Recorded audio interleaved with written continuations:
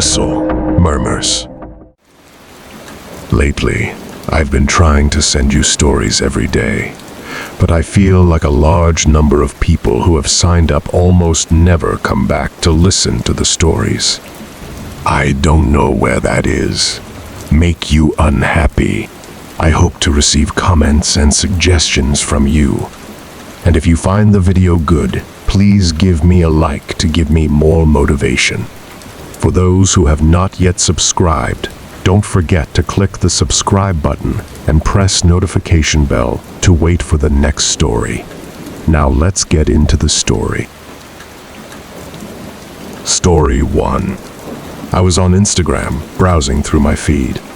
I saw my best friend, Alexis, posted a picture of herself sitting by the side of her backyard pool with her friend, so I liked it and planned on leaving a comment. I read through all her other comments first, and at the very bottom, a comment left only a minute ago was from a man with the username Jam235. It said, "You are a very hot little lady." I should mention we're both 16, and when I clicked on this guy's profile, he appeared to be like 40. Most of his pictures were of random landscapes. Some were of varying random objects, like a half-full bottle of beer and some weird stone statue. Most of his pictures had no likes. Some had like 1 or 2 likes at most. He only had 15 followers, yet he followed over 100 people, including Alexis. I texted her about the comment and told her she should remove it and block his account. She promptly replied, "Yeah, I know it's so creepy." She blocked the account, and I went about liking and commenting on the picture like I originally planned on doing. The next day, after school, Alexis and I walked home together since we lived right across the street from each other. On our way home, we noticed a white car driving slowly in the street next to us. It was a little suspect, so Alexis told me to come to her house with her. Whoever was driving that car slowed down when we got to her house, then sped away as soon as we entered. It was the sketchiest thing we'd ever seen, and we almost felt like we were being followed. I stayed over Lexi's house the rest of the day. We worked on our biology project together. Then we just hung out until late at night, since we had no school the next day. It was often that I'd spend the whole day at Lexi's house. This was one of those times. We ordered a pizza since Lexi's parents weren't home. It also meant it was just the two of us in the house, so we were being as loud as we wanted. We heard a knock at the front door of the house, just slightly, though, since we were upstairs in her room. Alexis went downstairs to open the door, but she's a really cautious person, so when I didn't hear her open the front door, I had a feeling she was peeking out the window to make sure it was the pizza guy. I was confused when I heard her quietly rushing back up the stairs into her room. She shut the door and looked at me with her mouth wide open and said there's some creepy guy on her stoop. I didn't believe her. I thought it had to be the pizza guy. I went downstairs with her to check the window. There was no one on the stoop, though. As she was swearing that she wasn't lying, the doorknob to the back door turned. Someone tried pushing the door open, but the lock prevented it. We looked at each other with horrified expressions on our faces and ran back to her room. She locked the door and sat in fear on her bed. We thought, as long as we waited in her room, we'd be okay and whoever was out there would go away. But something completely unexpected happened next. Alexis screamed and pointed at the window where a man's head was visible looking into the room. The man was holding a camera up to the glass. What made the sight even more horrifying was the fact that we were on the second floor, which meant this man climbed up onto the patio roof. I screamed in horror too as we ran to the basement, perhaps the safest place in the house. We stayed down there the rest of the night until Alexis' parents came home, and we told them all about what happened. They were shocked, but really, what could anyone do? I went home that night to see a text on my phone from Alexis. saying she'd just looked back at the random man's Instagram account and saw that the person's face matched the person who was at the window. I looked at it too and agreed.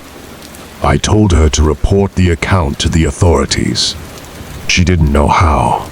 Honestly, I didn't either. So I told her to wait until the next day to figure it out.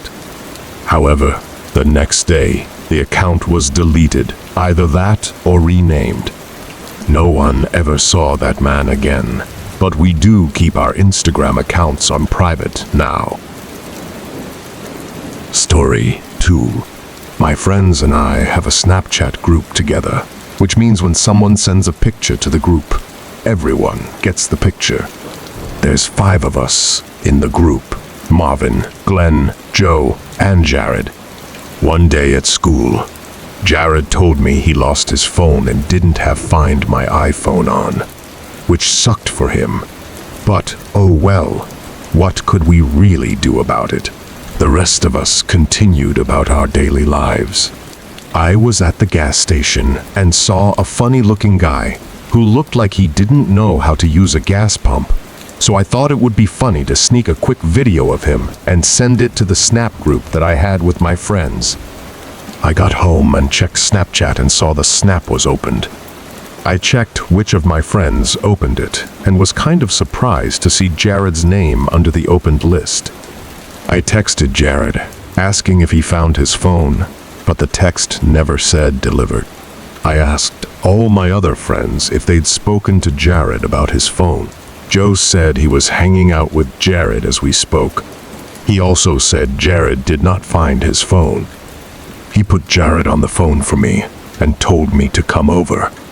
When I got to Joe's house, he and Jared had already thought to look at the Snap map to see that the location had not been turned off, and it said whoever was using Jared's phone last opened it 4 minutes ago.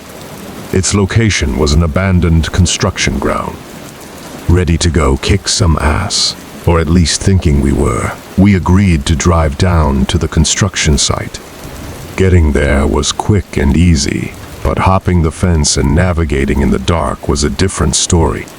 According to the Snap map, Jared's iPhone was somewhere in a big abandoned building in front of us. The 3 of us, all above 6 foot, definitely felt we could get the better of anyone in a fight. But what was this person doing in this building at this hour? The situation was just too unsettling. We found a big hole in the wall where we could enter the building. Joe and I used our phone lights to find our way through the building. It was cold and empty in there, besides the rubble and graffiti everywhere, and every little sound created an echo. The last time Snapchat updated Jared's location was 5 minutes ago, but the location was right on top of us. It didn't seem like anyone or anything was on the first floor, so we went to the second floor. We found ourselves in a big, empty room. Joe checked the location of Jared's phone one more time, and it appeared that all 3 of our phones were in the same exact location, which was weird. Where could his phone be? The sound of a digital camera shutter, accompanied with a blindingly bright flash coming from an adjacent room, made the 3 of us freeze like a deer in headlights. Then Jared was the first one to run for it, screaming. Joe and I followed suit, running back down the stairs and out the hole to the outside. We got to the car and drove back to Joe's house. On the way back, Joe and I got a Snapchat from Jared's phone. I was the first one to open it, and it was a picture of the 3 of us standing in that room with the caption, RUN. We never went back to that building for his phone. In fact, after that, the location on Jared's phone was turned off, until of course, Jared signed in on a different phone. Story 3. All my friends were telling me to make a Tinder, so I figured, why not?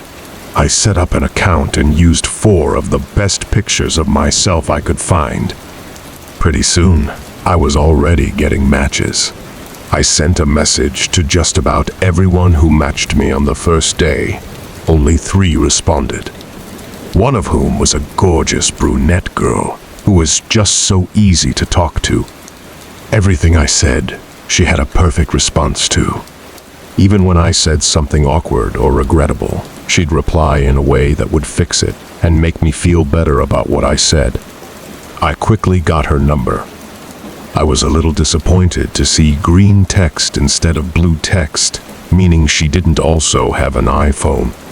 But we quickly made plans to meet up that same night. She wanted me to come over to her place to hang out. I was okay with that. It said her house was 20 minutes away on my phone.